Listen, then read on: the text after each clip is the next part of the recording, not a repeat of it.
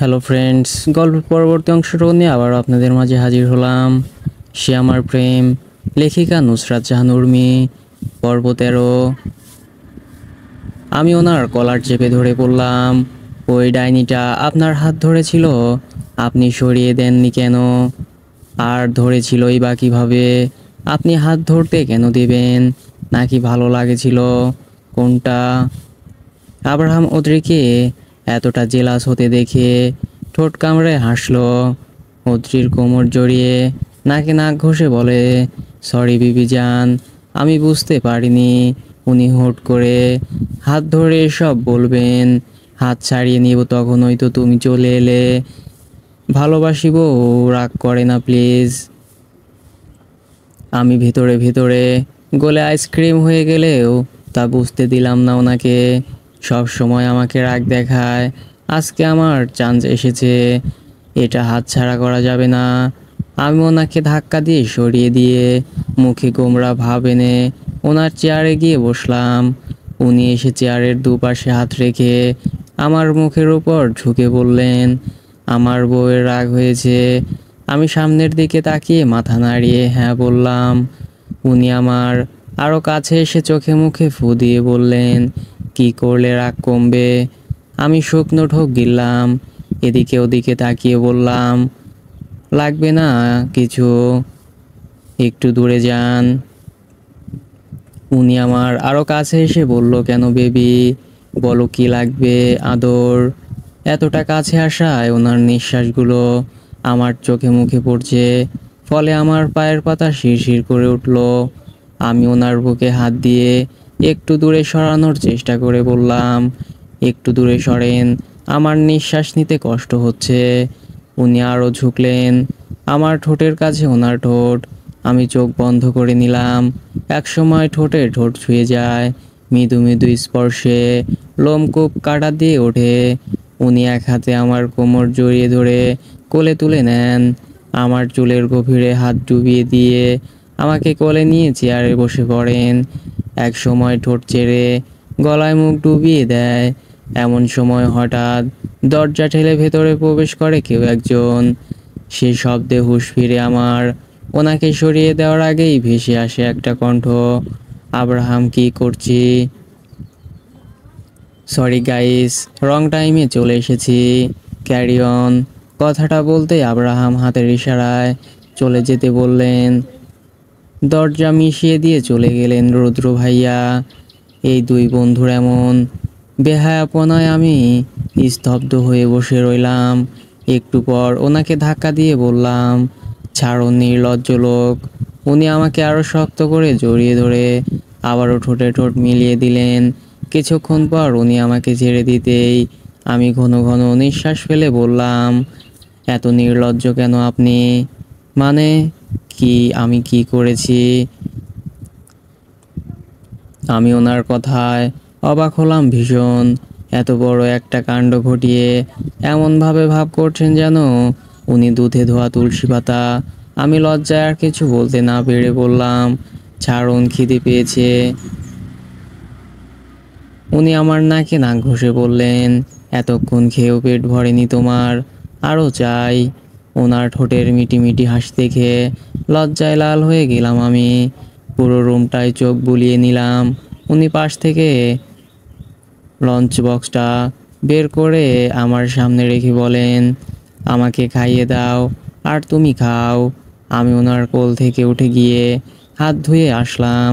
উনি আমাকে টেনে আবারও কোলে বসিয়ে দিলেন। আমি ওনাকে খাইয়ে দিয়ে নিজেও খেয়ে নিলাম। তারপর একসাথে বেরিয়ে পড়লাম কেবিন থেকে। ছুটির পর আমি নীলনীতু অর্ণব একসাথে বেরিয়ে আসলাম। সবাই কথা বলতে বলতে হেঁটে যাচ্ছি। এমন সময় মনে হলো কেউ আমার ওড়না টেনে ধরেছে।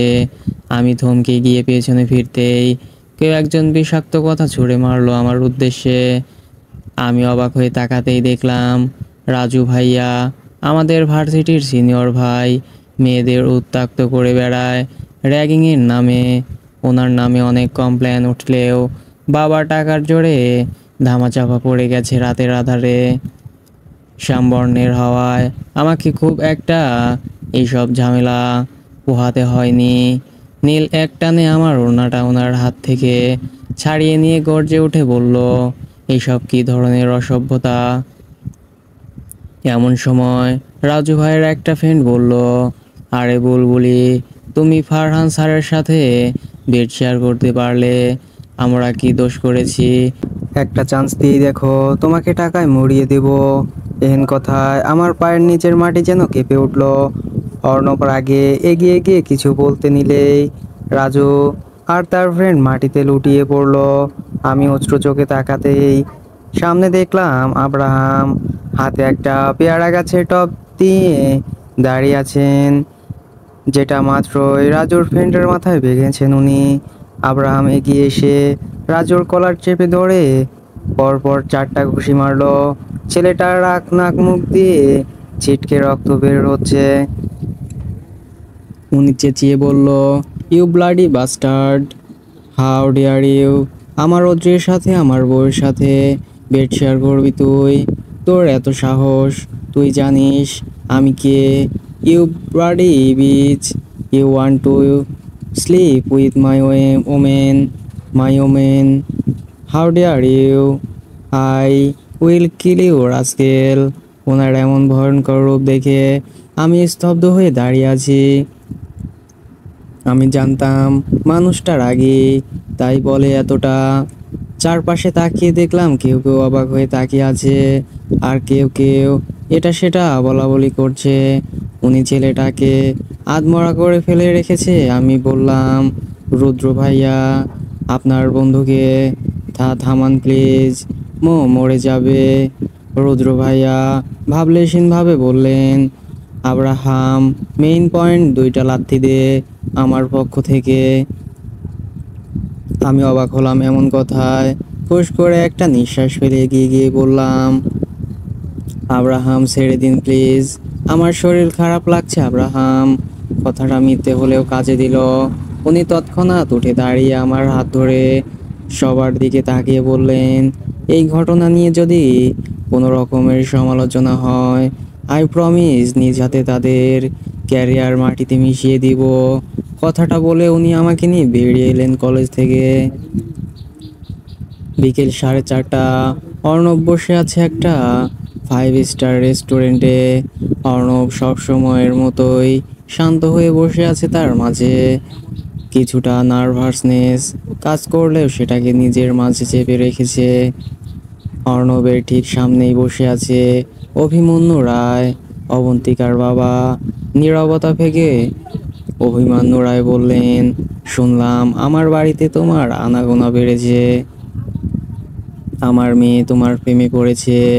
আচ্ছা, তোমার বাবার নাম কি? মাসে কত টাকা স্যালারি পায় সে? আমার মেয়ে মাসে লাখ টাকার শপিং করে, আর তুমি সামান্য একটা টিউশনি টিচার হয়ে আমার মেয়ের দিকে হাত বাড়িয়েছো। How funny! কথাটা অর্ণবের আত্মসম্মানে আঘাত হানে। অর্ণব চোখ মুখ শক্ত করে বলে, আপনার ওই আলিশান বাড়িতে আমার মেয়ের সব থাকলেও শান্তি নেই, যা আমার বুকে সে অনুভব করে। আমি অর্ণব ব্যানার্জি, সান অফ অরবিন্দ ব্যানার্জি, আপনাকে চ্যালেঞ্জ করছি। জাস্ট 2 দিন আমি আপনার মেয়ের সাথে যোগাযোগ করব না। আপনার মেয়ে আপনার এত এত টাকাকে বুড়ো আঙ্গুল দেখিয়ে আমার কাছে ছুটে আসবে। ভালো থাকবেন, আসি। অর্ণব আর এক মুহূর্ত দাঁড়ায় না। মিস্টার অভিমন্যু রায় স্তব্ধ হয়ে বসে আছেন। তার মাথায় শুধু একটা কথাই ঘুরছে, অরবিন্দু ব্যানার্জি। এই নামের ইতিহাস খুঁজতে পেলে অভিমন্যুর আয়ু ঘোরাতে জাস্ট 2 মিনিট লাগবে। অর্ণব কাঁপা কাঁপা পায়ে তার বাড়িতে প্রবেশ করে। সে ঠিক এই ভয়টাই পাচ্ছিল। তার মনে ভয় হানা দিয়েছে, অবন্তিকাকে হারানোর ভয়। অর্ণব মায়ের রুমের সামনে আসতেই দেখলো তার মা যত্ন করে সিঁথিতে সিঁদুর লাগাচ্ছে। অর্ণব হুট করে জিজ্ঞেস করে, বাবা কোথায় মা? তুমি কেন শাঁখা সিঁদুর পরো? বাবা যদি বেঁচেই থাকে তাহলে আমাদের কাছে আসে না কেন? বাবা কি খুব খারাপ মানুষ? এত বছর পর ছেলের মুখে এহেন প্রশ্নে হাত কেঁপে উঠল প্রিয়তী ব্যানার্জির। তার চোখে মুখে এখনো লাবণ্যর ছাপ। বয়স আর কতই বা হবে, 37 কিংবা 36। বাবার অভাবের সংসার এসেছিল বোঝা স্বরূপ। 14 বছর বয়সে বাবার কাছে সম্বন্ধ আসে। ছেলে অনেক বড়লোক দেখতে, সুদর্শন। বাবা মা মারা গেছে বছর দুয়েক আগে। নাম অরবিন্দু ব্যানার্জি। স্বামী আর এক ননদের সংসার তার। ননদটাও অনেক ভালো মনের, বৌদি বলতে পাগল। স্বামী তাকে আবারও স্কুলে ভর্তি করিয়ে দেয়। 15তে পা দিতেই পেটে আসে অর্ণব। ভয়ে অরবিন্দু একা বের হতেও দিত না লোকটার। সে কি পাগলামি! পারলে সারাদিন কোলে নিয়েই বসে থাকে। বিয়ের 7টা বছর তার কাছে স্বর্গের মতোই ছিল। তিনি ভাবনার সুতো কেটে বিছানায় গিয়ে বসেন। ছেলেকে ডেকে বলেন, আমার কোলে মাথা রেখে শুয়ে পড়তো বাপ, তোর মাথায় একটু হাত বুলিয়ে দেই।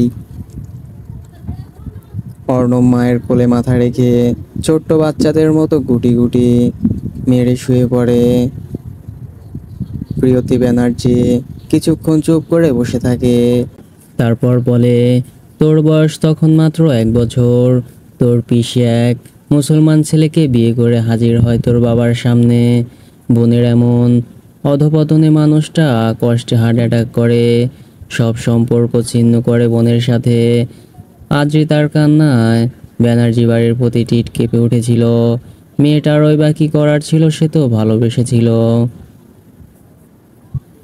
এর 6 বছর পর হঠাৎ খবর আসে আদ্রিতার মৃত্যুর। মানুষটা সেদিন আমাকে জড়িয়ে ধরে হাউমাউ করে কেঁদেছিল। আদ্রিতার স্বামীও তার মেয়ের কোনো খোঁজ না পেয়ে তোর বাবা আরও ভেঙে পড়েন। খোঁজ নিয়ে জানতে পারেন আদ্রিতার গণধর্ষণে মৃত্যু হয়েছে। তোর বাবা প্রতিশোধের নেশায় পাগল হয়ে যায়। 2জন ধর্ষককে খুঁজে বের করে নিজ হাতে হত্যা করে। 3য় জনকে খোঁজার আগে তাকে পুলিশ গ্রেপ্তার করে। আইন নিজের হাতে তুলে নেওয়ার জন্য তার জেল হয় 13 বছরের। তোর বাবার বিজনেস পার্টনার আমাদের সব কিছু দখল করে নেয়, আমাকে আর তোকে খুন করতেও চায়। আমি রাতের অন্ধকারে তোকে নিয়ে পালিয়ে আসি গাজীপুরে। তোর বাবাকে গাজীপুরের জেলে আনার ব্যবস্থা করি। মানুষটা খুব ভালো, আমি তো তাকে কাছ থেকে দেখেছি, আমি তো তাকে চিনি। তোর বাবা চায়নি তুই এটা জেনে বড় হ যে তোর বাবা খুনের আসামি। মানুষটা তোকে খুব ভালোবাসে। আমি যখন তার সাথে দেখা করতে যাই সারাক্ষণ তোকে নিয়ে কথা বলেন। আমার ছেলে কি করছে, আমার ছেলে কোথায় আছে, সব সময় ছেলে ছেলে করে। তোর বাবা তোকে খুব ভালোবাসে রে অর্ণব, খুব। এতটুকু বলে মুখে আঁচল চেপে কান্নায় ভেঙে পড়েন প্রিয়তী ব্যানার্জি। অর্ণব ডুকরে কাঁদতে থাকে। সে কত অভিমান অভিযোগ পুঁজি করে রেখেছে বাবার জন্য, অথচ তার বাবা তাকে কত ভালোবাসে। তার এই মুহূর্তে বাবাকে জড়িয়ে ধরে বলতে ইচ্ছে করছে, বাবা তোমাকে আমিও খুব ভালোবাসি, খুব। রাত 10টা, ফুলশয্যার খাটে লাল রঙা শাড়ি পরে বসে আছে নিতু। এত অপেক্ষা আর রঙিন অনুভূতি নিয়ে অপেক্ষা করছে প্রিয় স্বামীর। এমন সময় দরজা খুলে ঘরে ঢুকে নীল। সে এতক্ষণ মশার সাথে ছাদে আড্ডা দিচ্ছিল। অদ্রি তাকে ছাদে আটকে রেখেছিল, কেন রেখেছে সে জানে না। রুমের লাইট অফ করা দেখে বলে, নিতু তুমি কি ঘুমিয়ে পড়েছো? তারপর লাইট অন করতে করতে বলল, আজকে আমাদের বাসর রাত ডার্লিং। কথাটা বলতে বলতে তার চোখে পড়ে গোলাপে মোড়ানো বিছানা, আর তার মাঝে লাল রঙা শাড়ি পরা এক অপরূপা সুন্দরী। নীল হাঁ করে তাকিয়ে রইল কিছুক্ষণ। তার বুকের ভেতর কেমন ডিপ ডিপ করছে, গলা শুকিয়ে কাঠ, ধীরে ধীরে হাঁটতে হাঁটতে এগিয়ে যাচ্ছে। এমন সময় পায়ে পা ভেজে উল্টে পড়ল নিতুর উপর। নিতুর সাথে সাথেই ওরে মাগো বলে চেঁচিয়ে উঠল। সেই চিৎকার দরজায় কান পেতে রাখা আরহানার রোদ্গ ছিটে গেল মেঝেতে। তারপর একে অপরের দিকে তাকিয়ে বলল, এত ফাস্ট? পেছন থেকে সাকিরা বলে উঠল, কি ফাস্ট? সেই কথা শুনে আরহান অসহায় চোখে তাকালো রুদ্রর দিকে। রুদ্র মিটিমিটি হেসে বলল, সাকিরাকে শিখিয়ে পড়িয়ে নিতেই তোর বাসর রাত শেষ হয়ে যাবে। সানা এবার আর হাসি আটকাতে পারল না, সশব্দে হেসে উঠল। সাকিরা আবারও অবুঝের মতো করে বলল, কি শেখাবে? আরহান নিজের মান সম্মান রক্ষার্থে উঠে এসে সাকিরার মুখ চেপে ধরে বলল, কিছু না, চল তুই। সাকিরা রাগে কটমট করে তাকালো আরহানের পায়ে পড়া দিয়ে হনহনিয়ে হেঁটে চলে গেল। আরহান ছুটলো তার পিছু। সেই ছোটবেলা থেকেই আরহান এটাই করে এসেছে, তার কাজই তো এটা, সাকিরার পেছনে ছোটা। আরহান যেতে যেতে আফসোসের সুরে বলল, আমার হাঁটুর বয়সী ছেলে বিয়ে করে বাসর ঘরে ঢুকে গেল, আর আমি এখনো বইয়ের আঁচলটাই ধরতে পারলাম না। বালের জীবন। আমি আব্রাহামের বুকে মাথা রেখে শুয়ে আছি, আর উনি আমার মাথায় হাত বুলিয়ে দিচ্ছেন। আমি ওনার শার্টের বোতাম নিয়ে খেলতে খেলতে বললাম, এই যে শুনুন না। বলুন তো। আমার না ফুল সজ্জা করতে ইচ্ছে করছে। উনি আমাকে ঠাস করে বালিশে শুয়ে দিয়ে ঠোঁট কামড়ে হেসে বললেন, চলো করি। আমি বিরক্ত হয়ে বললাম, আপনি যা ভাবছেন তা না তো কি? আমার বউ সেজে ফুলে ভরা বেডে বসে থাকতে ইচ্ছে করছে। আমি ওনার নাকে নাক ঘষে বললেন, আচ্ছা সেসব পরে হবে, এখন অন্য কিছু চাই।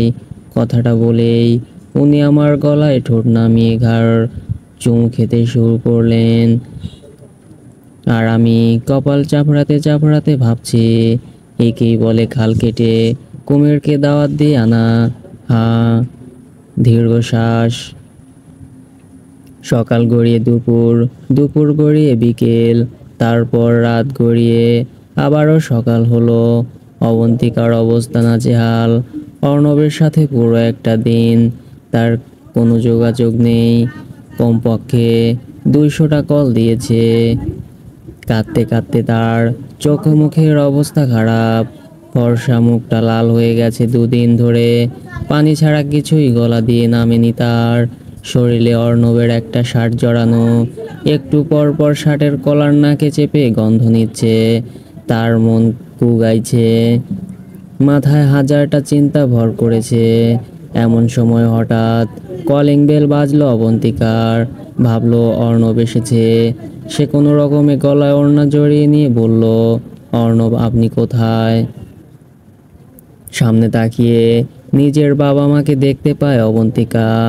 দরজার ছেলে ভেতরে প্রবেশ করে অভিমন্যু আর দীপালি রায়। তাদের সাথে টুকটাক কথা বলে অবন্তিকা নিজের রুমে চলে আসে। এখন কোনো কিছুই তার ভালো লাগছে না। কাঁদতে কাঁদতে এক সময় ঘুমিয়ে যায় অবন্তিকা। বিকেল গড়িয়ে রাত 8টার দিকে অবন্তিকার ঘুম ভাঙে বাইরের চেঁচামেচির শব্দে। অবন্তিকা দরজা খুলে তাকিয়ে দেখে পুরো বাড়িটা ডেকোরেট করা হয়েছে যেন কোনো বিয়ে বাড়ি। অবন্তিকা সবে মাথা না ঘামিয়ে ফ্রেশ হয়ে অর্ণবকে মেসেজ দিল। এমন সময় দরজা ঠেলে ভেতরে প্রবেশ করে তার মা, হাতে লাল শাড়ি আর গয়না। উনি এগিয়ে এসে অবন্তিকার মাথায় হাত বুলিয়ে হেসে বলল, আমার মেয়েটা কত বড় হয়ে গেছে, দেখতে দেখতে আজ তার বিয়ে। অবন্তিকার পায়ের নিচ থেকে মাটি সরে গেল। তীর তিড়িয়ে কেঁপে উঠল শরীরটা। সে কাঁপা কাঁপা গলায় বলল, আমি এই বিয়ে করতে পারবো না মা। আমি আমি অর্ণবকে ভালোবাসি। কথাটা বলতে দেরি আর ঠাস ঠাস করে 2টো থাপ্পড় পড়তে দেরি হলো না অবন্তিকার গালে। অবন্তিকা অবিশ্বাস্য চোখে ফ্যাল ফ্যাল করে চায় মায়ের দিকে। মিসেস দীপালি অবন্তিকার গাল চেপে ধরে বললেন, ওই অর্ণবের কথা মুখেও আনবি না। শত্রুর পেট থেকে শত্রুই হয়। ওকে বেশি ঘাটতে গেলে আমার দের ধ্বংস হয়ে আসবে। আর কোনো মানুষ পেলি না তুই ভালোবাসার। আজই তোর বিয়ে হবে, 1 ঘন্টা পরেই লগ্ন। ভালোই ভালো রেডি হয়ে নিচে আয়। অবন্তিকা স্তব্ধ হয়ে বসে পড়লো মেঝেতে, 2 হাতে চুল খামচে ধরে ডুকরে কেঁদে ওঠে।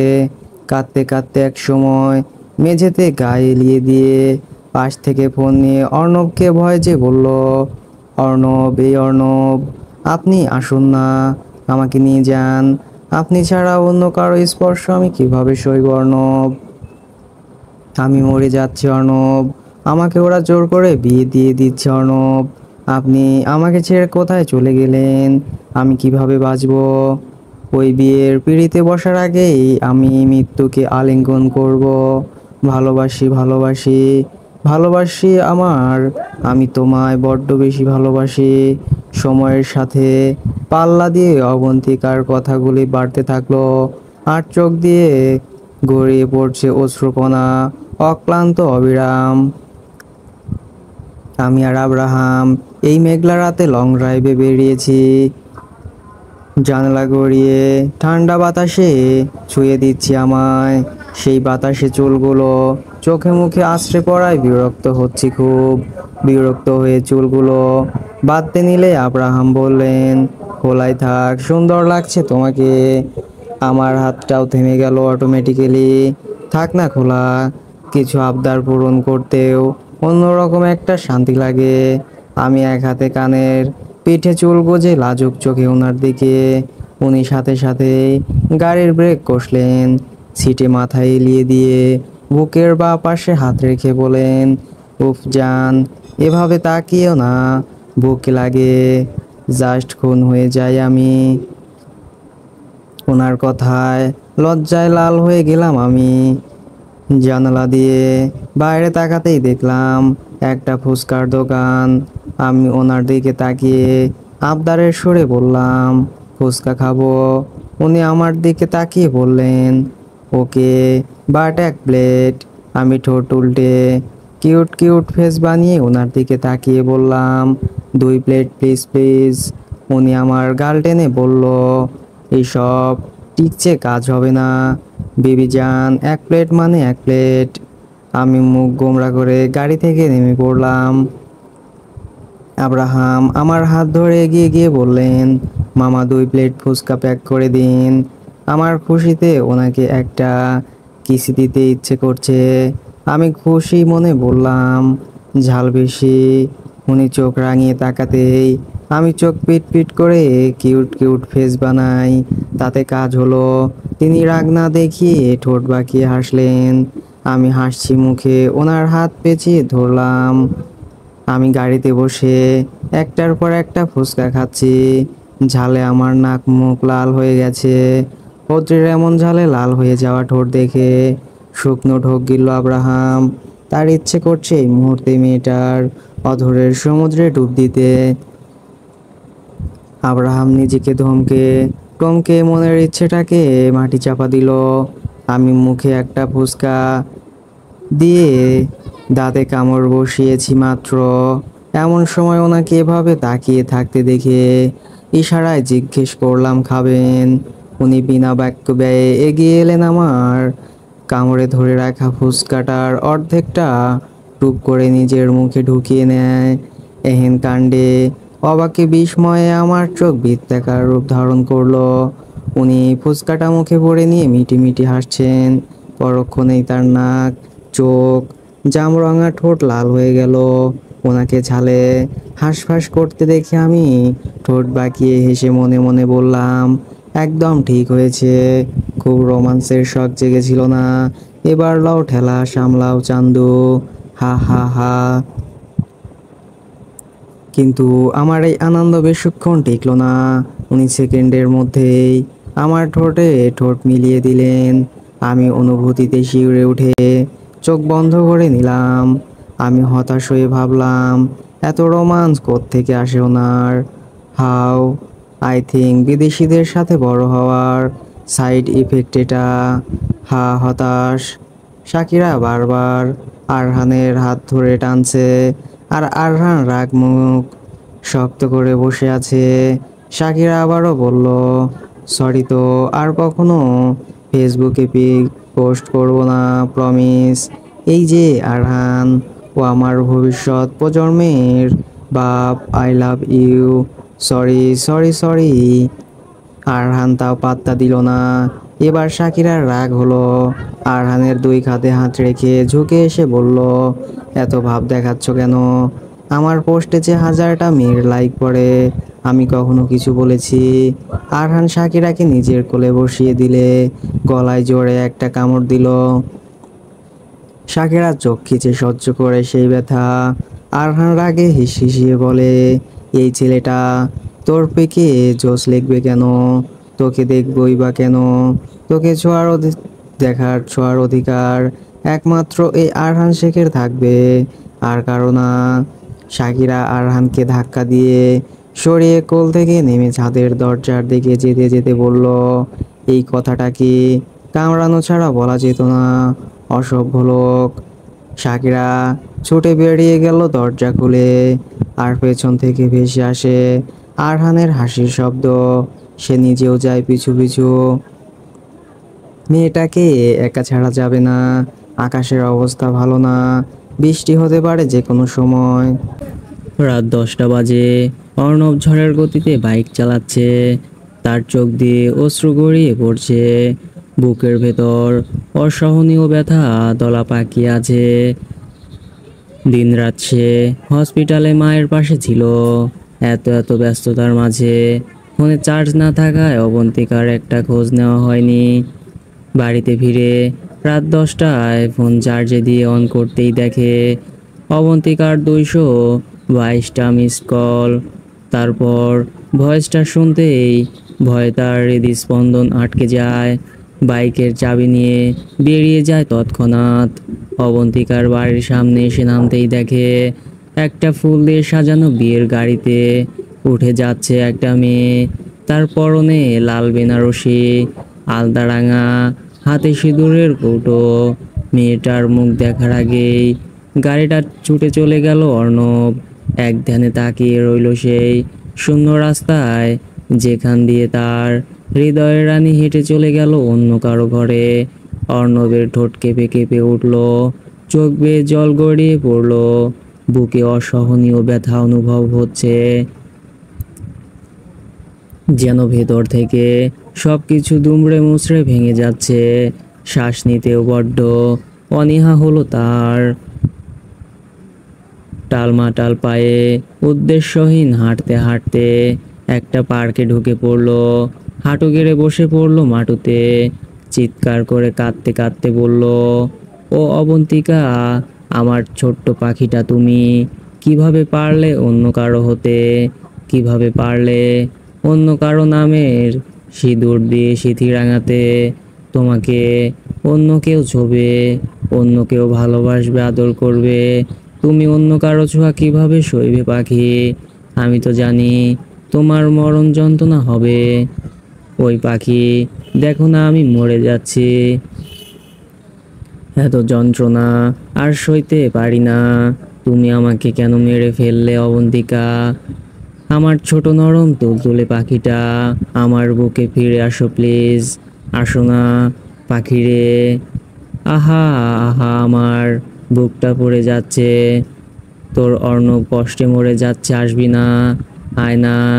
এত অভিমান যে তোকে মানায় না অবন্তিকা। আমার অবন্তিকা, ফিরে আয় না আমার বুকে, আয়। তুই শুধু আমার, আয় না প্লিজ।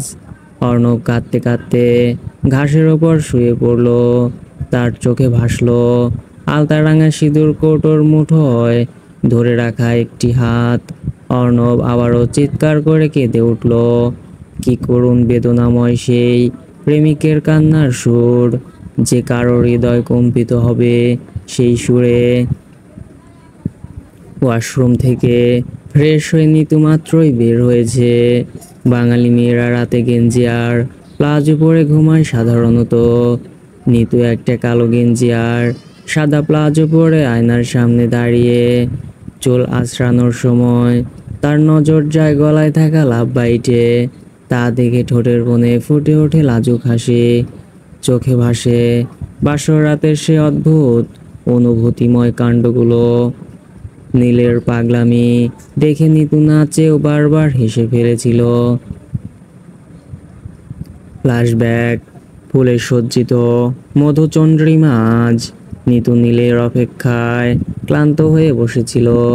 দরজা খুলে নীল রুমে প্রবেশ করতেই কায়া শিরশির করে উঠল নিতুর। দুহাতে বেডের ফুল খামচে ধরে পড়ে রইল। অদ্ভুত অনুভূতি হচ্ছে নীলের প্রতিটা পদক্ষেপে।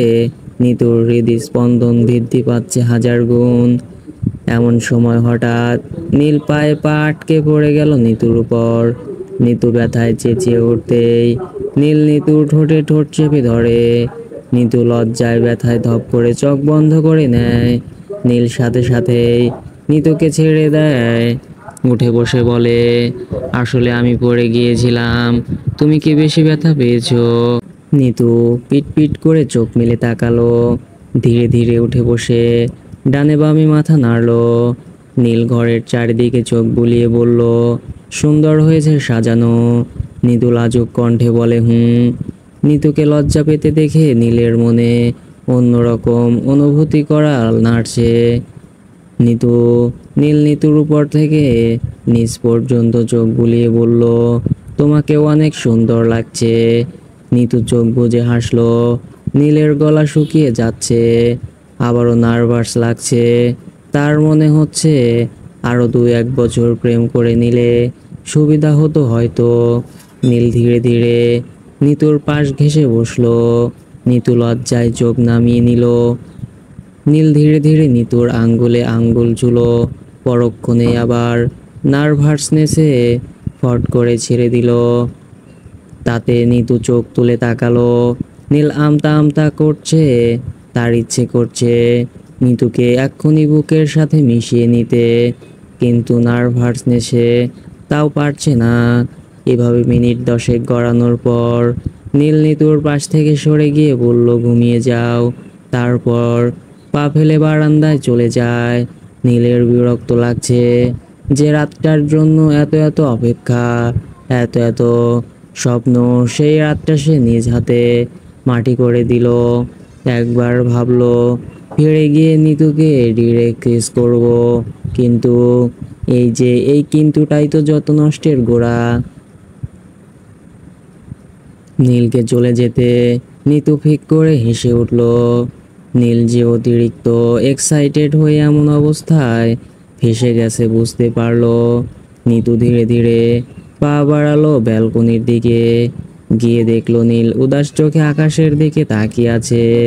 তা দেখে নিতু হাসলো। এই মানুষটা বিয়ের আগে কত পাগলামি করেছে, এই রাতটা নিয়ে কত স্বপ্ন এঁকেছে, আর আজ কি করছে সব। নীল উদাসীন হয়ে কত শত ভাবনায় ব্যস্ত। এমন সময় দুটো নরম তুলতুলে ফর্সা হাত তার পেট জড়িয়ে ধরলো। পিঠে নারী দেহের অস্তিত্ব পেয়ে পুরুষালী অনুভূতিরা মাথা চাড়া দিয়ে উঠল। কানে বাজলো মধুসূর কণ্ঠস্বর। নিতু নীলের পিঠে নাক ঘষে বলল, কি হয়েছে আপনার? এত নার্ভাস হচ্ছেন কেন? আমি তো আপনার বউ, আপনার নিতু।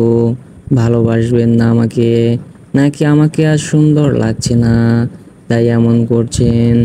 নিতুর অভিমানী কণ্ঠে কাজ হলো বুঝি। নীল ঝট করে ফিরে দাঁড়িয়ে নিতুর কপালে কপাল ঠেকিয়ে বলল, অসম্ভব সুন্দর লাগছে তোমাকে, আমি তা ভাষায় প্রকাশ করতে অক্ষম। তোমার দিকে তাকালে আমার চোখ ঝলসে যাচ্ছে এমন মোহনীয় রূপের উত্তাপে। নিতু কম্পিত কণ্ঠে বলল, তাহলে দূরত্ব কেন বাড়াচ্ছেন?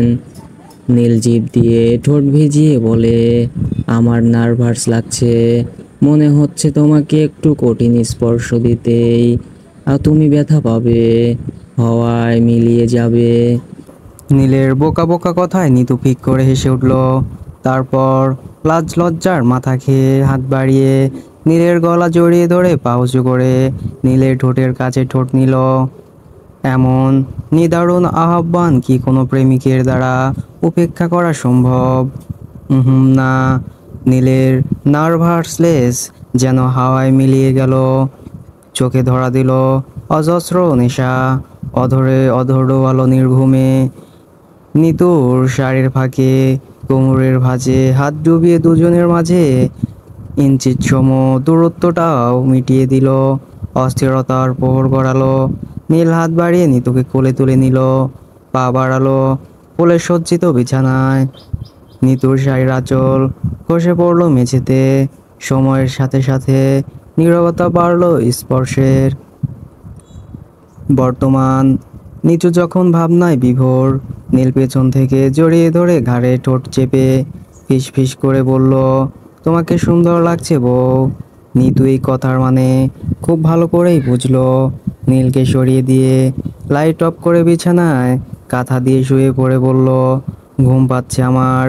2 রাত ঘুমাতে দেননি। আজকে যদি জ্বালিয়েছেন তাহলে আমি মায়ের রুমে চলে যাব। নীল ঠোঁট উল্টে অসহায়ের মতো বউয়ের কাছে এগিয়ে গেল। নিতুকে বুকে জড়িয়ে নিয়ে শুয়ে পড়ল। ফিস ফিস করে বলল, তুমি খুব নিষ্ঠুর বউ। নিতু ঠোঁট এলিয়ে হাসলো, বলল না কিছু। তখনই দরজায় ঠক ঠক আওয়াজ হলো। দরজা খুলে দেখে আরহান, রুদ্র, শাকিরা, সানা দাঁড়িয়ে আছে। 1 ঘন্টা আগে। গাড়ি চলছে আপন গতিতে। আমি জানালার বাইরে তাকিয়ে আছি। এই রাস্তাটা আমার খুব চেনা। এখান থেকে একটু দূরে একটা চায়ের দোকান আছে। আমরা স্কুল ফাঁকি দিয়ে কত আড্ডা দিয়েছি সেখানে। কলেজ থেকে এই জায়গাটা অনেকটা দূরে হওয়ায় এখন আড্ডার স্থান পাল্টেছে। কিছুক্ষণ পর চোখে পড়লো সেই চায়ের দোকানটা। সেখান থেকে চোখ ফেরাতেই দেখলাম একটা বিয়ে বাড়ি। বাড়িটার নাম রায়ভিলা। রায়ভিলা নামটা মাথায় চক্কর দিতেই মাথায় আসলো অবন্তিকার নাম। অর্ণব বলেছিল অবন্তিকার বাড়ি নাকি এদিকেই। শুকনো ঢোকিলে বাড়িটার গেটের দিকে তাকাতেই দেখলাম বেলুন দিয়ে খুব সুন্দর করে সাজিয়ে লেখা অবন্তিকা রাজ। মাথাটা ঘুরে উঠলো আমার। আমি চেঁচিয়ে উঠলাম, আব্রাহাম, গাড়ি থামান। আব্রাহাম সাথে সাথে ব্রেক কষে চিন্তিত হয়ে বলল, কি হয়েছে অদ্রি? আমার ভয়ে হাত পা কাঁপছে। জিভ দিয়ে ঠোঁট ভিজিয়ে দিয়ে বললাম, সর্বনাশ হয়ে যাচ্ছে আব্রাহাম, জলদি নামুন। আমি জলদি করে সিট বেল্ট খুলে বেরিয়ে পড়লাম গাড়ি থেকে। আব্রাহামও নেমে এসে বলল, কি হয়েছে বলবে তো? আমি সামনের বাড়িটাকে দেখিয়ে বললাম, এটা অবন্তিকার বাড়ি। অবন্তিকা রায় আজ বোধ হয় ওর বিয়ে। বিয়েটা হলে সব শেষ হয়ে যাবে। অর্ণব মরে যাবে। ছেলেটা অবন্তিকাকে খুব ভালোবাসে। আব্রাহাম তাকালো বাড়িটার দিকে, তারপর বলল, কিন্তু এটা তো ব্যানার্জি বাড়ি। আমি ওনার কথায় বিরক্ত হয়ে বললাম, কি বলছেন এসব? আগে বিয়েটা ভাঙতে হবে, যেভাবেই হোক চলুন। আব্রাহাম বলল, আচ্ছা চলো। দেখে তো মনে হচ্ছে বিয়েটা এখনো হয়নি। 1 মিনিট দাঁড়াও। কথাটা বলেই আব্রাহাম গাড়ির দরজা খুলে একটা রিভলভার বের করলেন। তা দেখে আমি চমকে তাকালাম ওনার দিকে। সেই দৃষ্টি দেখে উনি বললেন, এত বড় বিজনেসম্যানের একমাত্র সন্তান আমি, যে কোনো সময় বিপদ আসতে পারে, তাই বাবা এটা দিয়েছে সেফটির জন্য। আমার চোখ চকচক করে উঠল। আমি বললাম, কেউ বাধা দিলে এটা দেখিয়ে ভয় দেখানো যাবে। আচ্ছা আপনি এটা চালাতে পারেন তো? এহেন বোকা প্রশ্নে আব্রাহাম ঠোঁট বাঁকিয়ে হাসলো। যেই খেলনা দিয়ে সে রোজ রক্তের বন্যা বইয়ে দেয় সেটা চালাতে পারে নাকি জিজ্ঞেস করা হচ্ছে তাকে।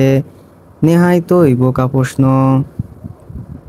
আব্রাহাম হাসি মুখে বলল, তোমার কি মনে হয় আমি মাফিয়া যে এসব পারবো? আমি ভাবুক হয়ে বললাম, ঠিকই তো, আপনি টিচার মানুষ, টিচাররা এসব পারে না। আসুন যাই। অদ্রি এগিয়ে যেতেই আব্রাহামের হাসি বিস্তার লাভ করলো।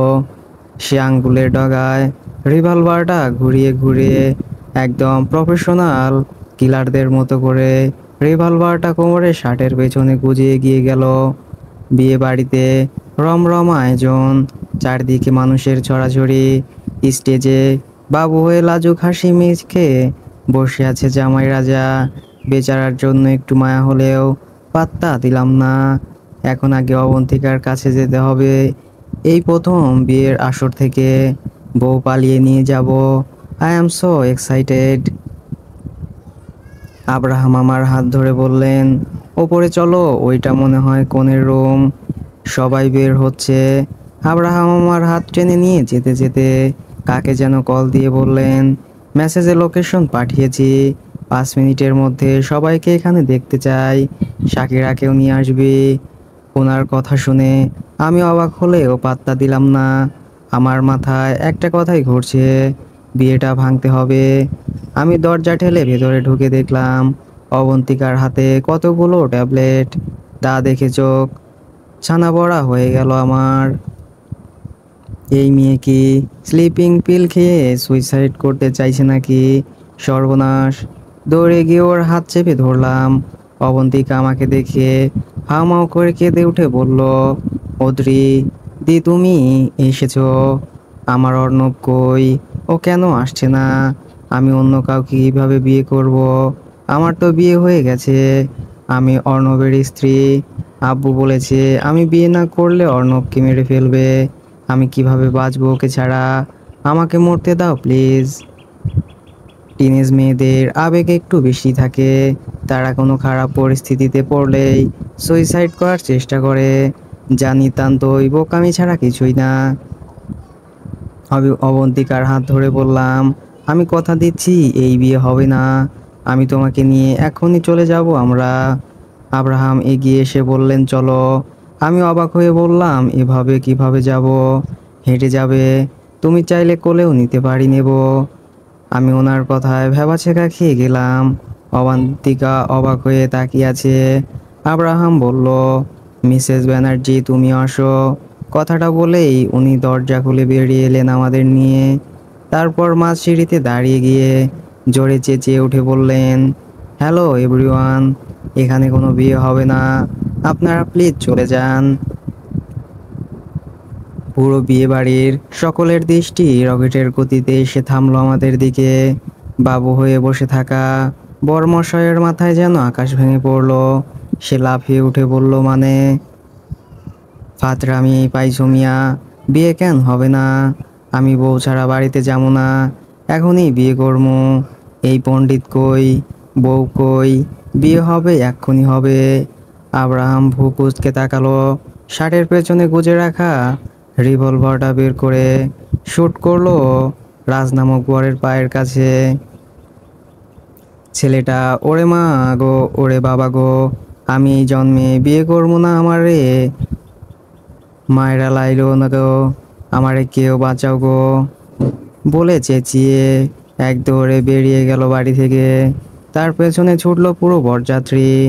ফুল দিয়ে সাজানো গাড়িটাতে পুষ্প ওঠাতে ওঠাতে বলল, কত কষ্ট করে লাল শাড়ি পরে হাতে আলতা দিয়ে সেজেছি, হাতে সিঁদুর কৌটো নিয়ে ঘুরে বেড়াচ্ছি। ভেবেছিলাম এবার বিয়ে বাড়িতে কেউ অন্তত আমার প্রেমে পড়বে, অথচ দেখো কি হলো, ঘোড়ার ডিম। হা। বর্তমান আরহান গাড়ি চালাচ্ছে ঝড়ের গতিতে। আব্রাহাম বলছে সবাইকে নিয়ে 5 মিনিটের মধ্যে পৌঁছাতে। এত জলদি কি যাওয়া যায়? এমন সময় নিতু চেঁচিয়ে উঠল, অর্ণব, ওটা অর্ণব। এভাবে চিৎকার করে কাছে কেন? এই গাড়ি থামান। সেকেন্ডের মধ্যে গাড়িটা থেমে গেল। নীল আর নিতু দৌড়ে গেল পার্কের ভেতরে। অর্ণব মাটিতে শুয়ে এখনো চিৎকার করে কাঁদছে। নীল গিয়ে বলল, ভাই কি হয়েছে তোর, এভাবে কাঁদছিস কেন? অর্ণব, এই অর্ণব। অর্ণব জাপটে ধরে নীলকে, কাঁদতে কাঁদতে বলে, আমার অবন্তিকা, আমার পাখিটাকে আমার বুকে ফিরিয়ে দে প্লিজ। আমার অবন্তিকাকে অন্য কেউ বিয়ে করে নিয়ে চলে গেল, আমি কিভাবে বাঁচবো ওকে ছাড়া? পেছন থেকে রুদ্র বলল, আই থিঙ্ক বিয়েটা ভেঙে গেছে। আব্রাহাম আমাকে মেসেজ করেছে, ও এখানে কোনো একটা বিয়ে বাড়িতে বিয়ে ভাঙতে এসেছে। বাড়িটার নাম রায়ভিলা। রায়ভিলা নাম শুনতেই চমকে তাকালো অর্ণব। সে দৌড়ে বেরিয়ে যায় পাড় থেকে। উদ্দেশ্য অবন্তিকা। রায়বাড়িতে নীরব থমথমে পরিবেশ বিরাজ করছে। আমি অবাক চোখে তাকিয়ে আছি আব্রাহামের দিকে। পুরো বিয়ে বাড়িটা এখন খালি। আব্রাহাম এই থমথমে নীরবতা ভেঙে সোফায় পায়ের ওপর পা তুলে বসলেন। রিভলভারটা কপালের এক পাশে ঘষতে ঘষতে বললেন, 29শে জুন 2011, বুধবার, রাত 12টায় একটা মেয়েকে গণধর্ষণ করা হয়। বৃষ্টি ভেজা সেই রাত। মেয়েটার নাম আদ্রিতা ব্যানার্জি। মনে পড়ে কিছু। অভিমন্যু রায় ওরফে অভিরাজ মুখার্জি। অভিমন্যু রায় চমকে তাকিয়ে বললেন, কে তুমি? আমি নখ দিয়ে দাঁত কাটছি। ছুরি দাঁত দিয়ে নখ কাটছি। আর টুকুর টুকুর করে একবার আমার স্বামীকে দেখছি, আর একবার টাক পড়া লোকটাকে দেখছি। টাক পড়া লোকটা মনে হয় অবন্তিকার বাবা, আর পাশে ফিনফিনে পাতলা শাড়ি পরা মহিলাটা মনে হয় মা। একটু আলট্রা মডার্ন এই মহিলাটা দেখেই নাক মুখ কুঁচকে গেল আমার। পরক্ষণেই চোখ ঘুরিয়ে তাকালাম আমার সুইট কিউট ড্যাসিং জামাইয়ের দিকে। উফ কি স্টাইল বসার! দেখে মনে হচ্ছে হট আইটেম বম্ব বসে আছে আমার সামনে। কপালে রিভলভারটা এমনভাবে ঘষে ঘষে চোখ ফিরিয়ে ঘুরিয়ে তাকাচ্ছেন যেন কোনো টপ মাফিয়া লিডার আমার সামনে বসে আছে। হাই মারডালা! আব্রাহাম আবারও বলল, কি মনে পড়ছে না? আচ্ছা, আরেকটু হিন্ট দিচ্ছি। অরবিন্দু ব্যানার্জির একমাত্র আদরের বোন আদ্রিতা ব্যানার্জি, আপনার পিসির মেয়ে। এবার মনে পড়েছে তো? অদ্রিতা নামটা আমার মাথায় এসে ধাক্কা খেল। নামটা আমার খুব প্রিয়, বড্ড আপন। কিন্তু পড়ে থাকা সারনেমটার জন্য তেমন একটা পাত্তা দিলাম না। আমি খেয়াল করলাম টাক পড়া লোকটা অনবরত ঘামছে, কাঁপাকাঁপি লাগিয়ে দিয়েছে ইতিমধ্যেই। লোকটা কাঁপা কাঁপা গলায় বলল, আমি চিনি না কাউকে। কি বলছো তুমি? যাও, বের হয়ে যাও আমার বাড়ি থেকে, নয়তো আমি পুলিশ ডাকবো। আব্রাহাম ঠোঁট বাঁকিয়ে হেসে বলল, আপনাকে কল করতে হবে না, আমি অলরেডি কল করে দিয়েছি। আপনাকে কি আমি এত কষ্ট দিতে পারি? আফটার অল আপনি সম্পর্কে আমার মামা শ্বশুর। ওনার কথা শুনে আমার মুখটা হা হয়ে গেল। কি বলে এই লোক? এই টাক পড়াটা আমার মামা? ও মাই আল্লাহ! লোকটা এবার বলল, আমার জাতকুলে কোনো বোন নেই। তো তুমি পাগলের মতো এসব কি বলছো? আব্রাহাম এবার খানিকটা জোরেই হাসলো। পরক্ষণেই সামনে থাকা টেবিলে একটা লাথি মেরে চেঁচিয়ে উঠল, ইউ ব্লাডি বাস্টার্ড! আর কত নাটক করবি তুই? একটা ফুলের মতো মেয়েকে ধর্ষণ করে খুন করেছিস। ছোট্ট একটা মেয়েকে এতিম বানিয়েছিস। আমার ইচ্ছে করছে তোকে জাস্ট খুন করে ফেলতে। বাট ইওর গুড লাক যে আমি তোকে একজনের জন্য বিরিয়ানির মতো সাজিয়ে রেখেছি, যে তোকে তিলে তিলে মারবে। 10টা বছর হয়ে গেছে তোকে খুঁজে বের করতে, আর আজ দেখ তুই আমার সামনে। নিয়তি ঠিকই তোকে আমার কাছে টেনে হিঁচড়ে এনে দাঁড় করিয়েছে। অভিমন্যু রয় হালকা হেসে বলল, তুই আমাকে মারবি? জাস্ট একটা কল করব, তুই হাওয়ায় মিলিয়ে যাবি। জাস্ট ফুস! আমি হা করে গলছি ওদের কথাবার্তা, যার এক বিন্দু আমার মাথায় ঢুকলো না, সব মাথার উপর দিয়ে গেছে। কিন্তু এই টাক পড়া লোকটা যে খারাপ, এতটুকু তো ধারণা হয়েছে। আব্রাহাম কিছু বলবে তার আগেই কেউ চেঁচিয়ে উঠল, অবন্তিকা! অবন্তিকা এতক্ষণ গোল গোল চোখে তাকিয়েছিল। তার মাথায় শুধু একটা শব্দ ঘুরছিল, ধর্ষক। তার নিজের জন্মদাতা একজন ধর্ষক। ঘৃণায় গা গুলিয়ে উঠছে অবন্তিকার। এমন সময় হঠাৎ নিজের নাম কারো মুখে শুনতে পেয়ে অবাক চোখে তাকায়। তখনই ঝড়ের গতিতে কেউ ছুটে এসে তাকে জড়িয়ে ধরে।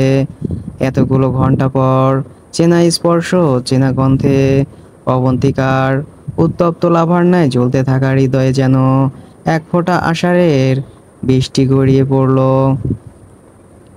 অবন্তিকা পৃথিবী ভুলল যেন দুহাতে খামচে ধরে। অর্ণবের পিঠ হাউমাউ করে কেঁদে ওঠে। অর্ণব নিজের বুক থেকে অবন্তিকার মুখটা তুলে চোখে মুখে অজস্র চুমু খায়। তারপর কপালে কপাল ঠেকিয়ে বলে, আমার অবন্তিকা, আমি কিভাবে বাঁচতাম তোমাকে ছাড়া।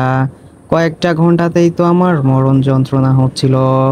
আমার ছোট্ট পাখিটাকে তোকে ছাড়া আমি বড্ড অসহায়। আমি মরে যাচ্ছিলাম, বিশ্বাস কর। তুই আমার নেই ভাবতেও কলিজা ফেটে যাচ্ছিল। তোকে আমি বুকের মাঝে লুকিয়ে রাখবো পাখি। তোকে ছাড়া এক মুহূর্তেও বাঁচতে চাই না আমি। একটা নিঃশ্বাসও নিতে চাই না, একটাও না। অবন্তিকা আবারও ডুকরে কেঁদে উঠে বলল, আপনি ঠিক আছেন তো? আমি তো ভেবেছিলাম আপনার বড় কোনো বিপদ হয়েছে। আপনার চিন্তায় এই দুটো দিন আমার ওপর দিয়ে ঝড় বয়ে গেছে। আমার এই পৃথিবীর কিছু চাই না অর্ণব, কিছুই না।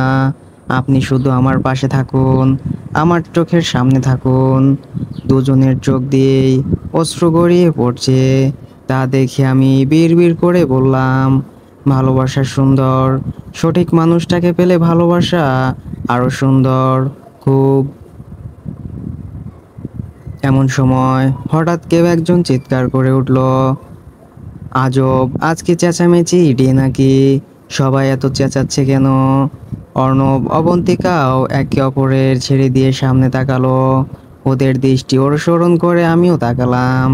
শাকিরা আরহান ভাইয়ের বুকে মুখ গুজে অনবরত চেঁচিয়ে বলছে, আরহান ভাই, ওকে যেতে বলো। এই খুনিটা, এই লোকটাই ওই মেয়েটাকে রেপ করেছে। আমার চোখে ভাসছে আবারও। আমি আমি নিতে পারছি না, আমার কষ্ট হচ্ছে। মেয়েটা আবারও কাঁদছে। ওকে থামতে বলো। এত কান্না, এত হাহাকার আমি আর শুনতে চাই না। রাগে আরহানের চোয়াল শক্ত হয়ে আছে, চোখ দুটো লাল বর্ণ ধারণ করেছে। আব্রাহাম চোখের ইশারা করতেই সে নিজেকে দমালো। শাকিরার মাথাটা উঠিয়ে দু হাতে গাল আঁকড়ে ধরে বলল, baby, take a long breath, okay, I am here. আমি আছি তো, এখানে কেউ নেই দেখো, কেউ কাঁদছে না, কেউ না, সবাই আছি আমরা, তোর আপনজন সবাই, আর কেউ নেই। শাকিরাকে শান্ত হতে দেখে আব্রাহাম এগিয়ে গেল। শাকিরার মাথায় হাত রেখে বলল, শাকিরা বোন আমার, তুই ছাড়া আমাদের আসল সত্যিটা কেউ বলতে পারবে না। একমাত্র তুই সব কিছু নিজের চোখে দেখেছিস। তাকা, ওই লোকটার দিকে ভালো করে দেখ, চিনতে পারিস কিনা। সব কিছু মনে করার চেষ্টা কর, সব কিছু। আমি আছি তোর, কিছু হতে দেব না, ট্রাস্ট মি। শাকিরা এক বুক সাহস সঞ্চয় করে চোখ মেলে তাকালো। আরহান চোখের ইশারায় আশ্বাস দিতেই চোখ ঘুরিয়ে তাকায় মিস্টার অভিমন্যু রায়ের দিকে, যে এই মুহূর্তে মৃত্যু ভয়ে কাঁপছে। সেই একই চোখ, একই মুখ। শাকেরা নিজেকে ভুলে গেলেও এই চোখ মুখ কখনো ভুলতে পারবে না। ছোট থেকে যা তারা করে বেড়াচ্ছে, তা কি ভোলা যায়? শাকিরার চোখে ভাসলো সেই রাতের স্পষ্ট স্মৃতিগুলো। ঠোঁট নাড়িয়ে বলল, রাতে হঠাৎ করে অদ্রির জ্বর আসলো। আঙ্কেল বিকেলে বিজনেসের কাজে বাইরে গেছে। বাড়িতে আমি, আম্মু, আদ্রিতা আন্টি আর অদ্রি ছাড়া কেউ নেই। অদ্রি জ্বরে কাঁপছে। আমি খুব দুষ্টু আর চঞ্চল ছিলাম। বয়স হবে মাত্র 4। আম্মু আমাদের দুজনকে একসাথে সামলাতে পারবে না, তাই আমি আন্টির সাথে গেলাম। ওষুধের দোকান সব বন্ধ থাকায় অনেকটা দূরে যেতে হলো। হঠাৎ গাড়ির টায়ার পাঞ্চার হয়ে যায় মাঝ রাস্তায়। আমরা পড়লাম মহা বিপদে। এমন সময় একটা বড়সড় গাড়ি এসে থামলো। কালো কোট পরা একটা লোক বেরিয়ে এলো। তাকে দেখে অদ্রিতা আন্টি হাসি মুখে তার সাথে কি জানি বলছেন। তারপর আমাকে নিয়ে ওই গাড়িতে উঠে বসলেন। প্রায় মিনিট 10 পর লোকটা গাড়ি থামায় একটা 3 তলা ভবনের সামনে। আন্টিকে বলেন, এই গেটের ভেতরেই নাকি একটা ফার্মেসি আছে। আমরা ভেতরে ঢুকতেই পেছন থেকে গেট লাগানোর শব্দ হলো। আমরা ভবনের ভেতরে ঢুকতেই লোকটা আন্টিকে চেপে ধরলো। আন্টি চেঁচিয়ে উঠলো, এসব কি করছো তুমি অভি ভাই? ছাড়ো আমাকে, ছাড়ো। লোকটা বলল, তোর ওপর সেই ছোট্ট থেকেই নজর আমার। ভেবেছিলাম একটু বড় হলেই তোকে বিয়ে করে নেব, কিন্তু তুই এক মুসলিম ছেলেকে ভালোবেসে নিজের ধর্ম পাল্টে ফেললি। আজ এত সুন্দর একটা সুযোগ পেয়েও হাতছাড়া করব? আমাকে এত বোকা ভাবিস? এর মধ্যেই আরো 2জন লোক সেখানে আসে। আমি ভয়ে একটা বড় ড্রামের পেছনে লুকিয়ে যাই। আকাশ ভেঙে বৃষ্টি নামে জোরে জোরে, বাজ পড়ে। আমি ভয়ে কাঁদতে কাঁদতে আন্টির চিৎকার শুনছিলাম। এত আকুতি মিনতি করেছিল, বেচারি তাও কেউ ছাড়লো না, বাঁচতে দিল না, আমার চোখের সামনে মেরে ফেললো। আমি এ সময় জ্ঞান হারিয়ে ফেলি। এরপর আর কিছু জানি না, কিছুই না। শাকিরার কথাগুলো শুনে আমি 2 হাতে মুখ চেপে কাঁদছি। আমার মা কত কষ্ট সহ্য করে এই পৃথিবী ছেড়ে চলে গেছে। এত ভয়ঙ্কর জঘন্য মৃত্যু কেন দিল ওরা? আমাকে কেন মাহারা করলো? কি দোষ করেছিলাম? আমার মাকে এতটা কষ্ট কেন দেওয়া হলো? কেন? কথাগুলো বলতে বলতে হাঁটু গেড়ে বসে পড়লাম আমি। শরীরে এক বিন্দু শক্তি পাচ্ছি না। ঝাপসা চোখে দেখলাম আব্রাহাম আমাকে নিজের সাথে আগলে ধরেছেন। এর মধ্যেই দরজা ঠেলে ভেতরে প্রবেশ করে কেউ একজন। আমি মাথা তুলে তাকাতেই অবাক হলাম। অত্যাধিক সুন্দর, স্মার্ট একটা মেয়ে। তার পেছনে পেছনে ঢুকলো আরো একজন।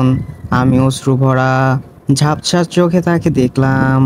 সে কোনো দিকে না তাকিয়ে ওই টাক পড়া আঙ্কেলটার সামনে গিয়ে দাঁড়ালো। রিভলভারটা বের করে ঠেসে ধরে অভিমন্যু রায়ের মাথায় রাগে চেঁচিয়ে উঠে বলে, 13টা বছর একটা দিনও শান্তিতে ঘুমাইনি আমি। আমার সবচেয়ে আপন আমার মিষ্টি মাকে তোরা নিজ হাতে মেরেছিস। তোদের মৃত্যু যদি আমার হাতে না হয় তাহলে খুব বড় অন্যায় হয়ে যাবে। তোকে তো আমি এমন মৃত্যু দেব যে মৃত্যু ভয়েও কাঁপবে। আমি ইফাত খান। আমার জীবনের শৈশব নষ্ট করেছিস তোরা, কৌশল করেছিস তোরা। এই পৃথিবীতে যে মানুষটাকে প্রথমবার মা বলে ডেকেছি তাকেই কেড়ে নিলি তোরা। তোদের কিভাবে ছেড়ে দিই আমি বল? শেষের কথাটা ধমকে উঠে বলল।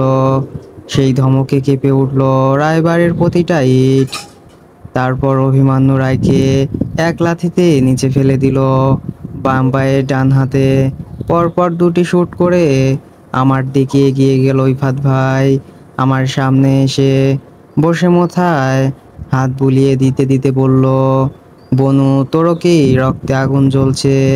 এই নর্দমার পেটটাকে নিজ হাতে শেষ করতে ইচ্ছে করছে? প্রতিশোধের আগুন জ্বলছে তাই না? হঠাৎ করে আমার মাথায় প্রতিশোধের নেশা চাপলো। আমি হিংস্র দৃষ্টিতে তাকালাম ওই নরঘাতকটার দিকে।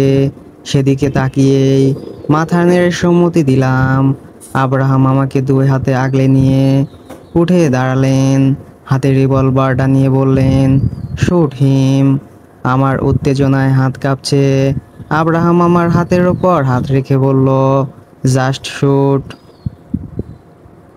মায়ের মুখটা ঝাপসা ঝাপসা চোখে ভাসতেই আমার একটু মায়া হলো না। চোখ বন্ধ করে ট্রিগার চেপে ধরতেই একটা শব্দ হলো। আমি সামনে তাকিয়ে দেখি লোকটার পেট থেকে অনবরত রক্ত বের হচ্ছে। সেই রক্ত দেখে অন্যরকম একটা শান্তি পেলাম আমি। ইফাত ভাই কাকে যেন কল করেছেন। তারা এসে নিয়ে যায় অভিমন্যু রায়কে। আমি চোখ ঘুরিয়ে তাকালাম অবন্তিকার দিকে। মেয়েটা অর্ণবের মুখে মুখ গুজে কাঁদছে। আমি এগিয়ে গেলাম ওর দিকে, মাথায় হাত রেখে বললাম, বোন আমার, কি ভুল করেছি তোমার বাবার সাথে? তুমি কি রাগ করেছো? অবন্তিকা মাথা তুলে তাকায় অদ্রির দিকে, তাকিয়ে ঠোঁট কামড়ে কান্না আটকানোর চেষ্টা করে বলে, তোমরা কোনো ভুল করনি। আমার বাবা যা করেছে সেই তুলনায় এটা কিছুই না। তবে সে যতই খারাপ হোক, যতই ঘৃণ্যতম কাজ করুক না কেন, সে তো আমার বাবা। তাই আমার তো কষ্ট হচ্ছে, আমার উচিত তাকে ঘৃণা করা, কিন্তু আমি যে তা পারছি না। সে তো আমার বাবা হয়তো। অর্ণব অবন্তিকাকে আগলে নিয়ে বলল, এখন সবার বাড়ি যাওয়া উচিত, সবাই অনেক ক্লান্ত। এতক্ষণে কথা ফুটলো ইফাত ভাইয়ের সাথে আসা মেয়েটার মুখে। সে অর্ণবকে বলল, মিস্টার ব্যানার্জি, এই নীল দলিলগুলো, আপনার সকল সম্পত্তি আপনার নামে করে দেওয়া হয়েছে, যেগুলো এত বছর ধরে অভিরাজ মুখার্জি নিজের নামে করে রেখেছিল। এমন কথায় অর্ণব অবাক হয়ে তাকালো, বলল, কি বলছেন এসব? আব্রাহাম হালকা হেসে বলল, তুমি যে আমার একমাত্র শালাবাবু তা কিন্তু আমি জানি অনেক আগে থেকেই। সেই হিসেবে অরবিন্দ ব্যানার্জির সকল সম্পত্তি কৌশলে তোমার নামে দলিল করে দিয়েছি আমি। অনেক আগেই পেয়ে যেতে তুমি, কিন্তু আমরা অভিরাজ মুখার্জির খোঁজ পাচ্ছিলাম না বলেই এত দেরি। ঘন্টা দুয়েক আগে আমরা বাড়ি ফিরেছি, লম্বা একটা শাওয়ার নিয়ে সবাই ডিনার করেছি একসাথে। এমন পরিবেশ অনেকটা স্বাভাবিক। অবন্তিকার অর্ণবকেও এখানে নিয়ে এসেছি জোর করে। মেয়েটা এখন আর কাঁদছে না, নিজেকে সামলে নিয়েছে। আমি ব্যালকনিতে দাঁড়িয়ে আছি বর্তমানে, খোলা বাতাসে মেজাজটা একটু ফুরফুরে ভালোই লাগছে। রুমে আব্রাহাম অ্যাসাইনমেন্টের খাতাগুলো চেক করছেন। লোকটা কাজ করলে আমাকে একদমই ভুলে যায়, তাই আমিও আর বিরক্ত করিনি। আকাশে অর্ধচন্দ্রিমা আজ, সেই চাঁদের আলোয় মেঘলা আকাশটা সুন্দর লাগছে। আমি পরিবেশটাকে উপভোগ করছি। এমন সময় দুটো হাত আমার পেটে জড়িয়ে ধরে গলায় মুখ গুজে দিল। এমন স্পর্শে আমি কেঁপে উঠলাম। দুহাতে ওনার হাত আঁকড়ে ধরে ওনার বুকে গায়ে এলিয়ে দিলাম। ওনার স্পর্শগুলো গভীর হতেই আমি বললাম, আব্রাহাম, একটা গান শোনান প্লিজ। উনি আবারও গলায় ঠোঁটের স্পর্শ রেখে বলেন, যথাজ্ঞা বেবি যান। ওনার কথার ধরনে আমি ফিক করে হেসে উঠলাম। উনি আমার কানের কাছে ফিস ফিস করে গেয়ে উঠলেন, এখন তো সময় কাছে আসার, এই দুটি হৃদয় ভালোবাসার। তুমিও একা আমিও একা, লাগে যে ভালো প্রিয় প্রিয়। ওনার এমন ফিসফিসিয়ে বলা ঘোর লাগা কণ্ঠ শুনে পায়ের পাতা শিরশির করে উঠলো আমার। বিড়বিড় করে বললাম, আপনাকে আমি গান গাইতে বলেছি আব্রাহাম, আমাকে পাগল করতে বলিনি। উনি এক ঝটকায় আমাকে কোলে তুলে নিয়ে নাকে নাক ঘষে বললেন, তুমিও একা আমিও একা, মানে এখন অন্য কিছু হবে। আমি লজ্জায় ওনার বুকে মুখ লুকিয়ে হাসলাম। উনি আমাকে বেডে শুয়ে দিয়ে লাইট অফ করে দিলেন। আমি এক দৃষ্টিতে তাকিয়ে রইলাম ওনার দিকে। স্পর্শ যখন অনেকটা গভীর, উনি বড্ড এলোমেলো। আমি ওনার কানের কাছে মুখ নিয়ে বললাম, আমার বেবি চাই আব্রাহাম। উনি আমার গালে ঠোঁট ছুঁয়ে বললেন, আর 1 বছর পর তুমি এখনো ছোট। আমি ওনার কথায় ঠোঁট উল্টে বললাম, না, আমার এক্ষুনি চাই। উনি আমার গলায় কামড় দিয়ে বললেন, জেদ করে না বেবি, তুমি এখনো ফিজিক্যালি আনপারফেক্ট। এহেন কথায় মুখ গোমড়া করে তাকিয়ে রইলাম শুধু। বজ্জাত খাটাস একটা। আজ সারা রাত আরহান অনশনে বসেছে। তার এক কথা, বিয়ে না দিলে খাবো না কিছু। সব পিচ্চিগুলো বিয়ে করে ফেললো, আর সে কিনা সন্ন্যাসী হয়ে ঘুরে ঘুরে বেড়ায়। এ অসম্ভব, সাংঘাতিক ব্যাপার স্যাপার। মামনি বারবার খেতে বললেও খাচ্ছে না আরহান ভাই, আর আমরা সকলে তার কাণ্ড দেখে মুখ টিপে হাসছি। এক সময় আব্রাহাম বিরক্ত হয়ে বললেন, এত বিয়ে বিয়ে করছিস কেন? বলছি তো 1 বছর পর বিয়ে হবে, এত কেঁদে মরার কি আছে? আরহান ক্ষুব্ধ কণ্ঠে বলল, আচ্ছা তোমাদের কথা মানবো আমি, তবে একটা শর্তে। আব্রাহাম বলল, কি শর্ত? আরহান ডেভিল হাসি দিয়ে বলল, এই 1 বছর তুমি ভাবের সাথে এক রুমে থাকতে পারবে না। আব্রাহাম চেঁচিয়ে উঠল, হোয়াট দ্য ইম্পসিবল, আমি বউ ছাড়া থাকতে পারবো না। আরহান ভাইও চেঁচিয়ে উঠল, আমিও পারবো না। এই সপ্তাহের মধ্যে আমার বিয়ে দিবে, না হলে তোমাদের কিভাবে 1 বছর দূরে রাখতে হয় তার দায়িত্ব আমার। আব্রাহাম কোনা চোখে তাকিয়ে বলে, আচ্ছা যা, এই সপ্তাহে তো সম্ভব নয়, 1 মাসের মধ্যে বিয়ে হবে তোর। আর আমি আহাম্মকের মতো ওদের দুই ভাইয়ের দিকে তাকিয়ে ভাবছি, এরা ঠিক কোন লেভেলের নির্লজ্জ মানুষ, এতটা লাজ লজ্জাহীন কিভাবে হতে পারে। হুফ, ধীর শ্বাস। সো ফ্রেন্ডস, গল্পটি কেমন লাগলো অবশ্যই কমেন্ট করে জানিয়ে দিন, এবং পরবর্তী অংশটা দেখতে চাইলে অবশ্যই চ্যানেলটি সাবস্ক্রাইব করে রাখুন। ধন্যবাদ সবাইকে।